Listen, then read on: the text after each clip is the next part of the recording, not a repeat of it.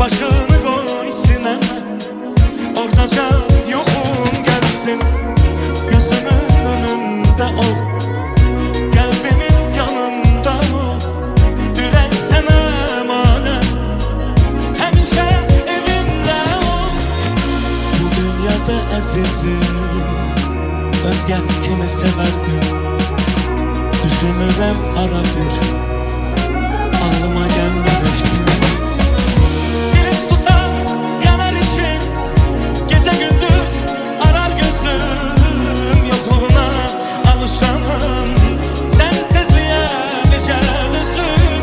Bilmem necə dözüm, gece gündüz arar gözüm. Yokluğuna alışamam, sensizliğe necə dözüm.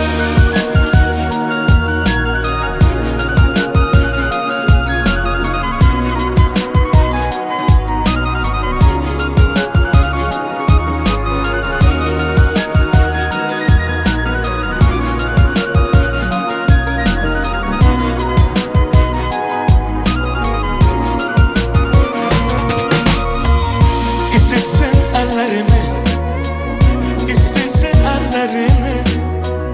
Düşsün üzüme herden, gölgesi tellerinin. Sen bütün hislerin, en masumu temizi. Benim için dünyada var mı senden azizi? Bu dünyada azizim, özge kimi severdim. Düşünürəm ara bir, ağlıma gəlmir heç kim. Dilim susar, yanar içim, gece gündüz arar gözüm. Yokluğuna alışamam, sensizliğe necə dözüm. Bilmem necə dözüm, gece gündüz arar gözüm. Yokluğuna alışamam, sensizliğe necə dözüm. Her gece sevgiden yazıram şey. Ağıl umut deyir, ürək sev deyir. Neye qulaq asın, nedir ki xeyir? Mən bu ürəyimlə bacarmıram ki. O gedib qəmini saxlayıram mən. Qəlbimi qəmiyle bağlayıram mən. Kişiyəm, içimdə ağlayıram mən. Yalandan gözümdən yaşarmıram ki. Məni yıxır əslər, yıxdı intizar. Bəs edər etdiyim bu giley güzar. Mənə çarə olsa olar tək məzar.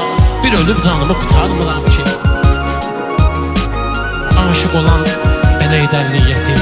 Yaşasın yarının saf məhəbbətin. Neynirəm dünyanın varın, dövlətin. Öləndə özümlə aparmıram ki. Mən bu neyimlə qatarmıram ki.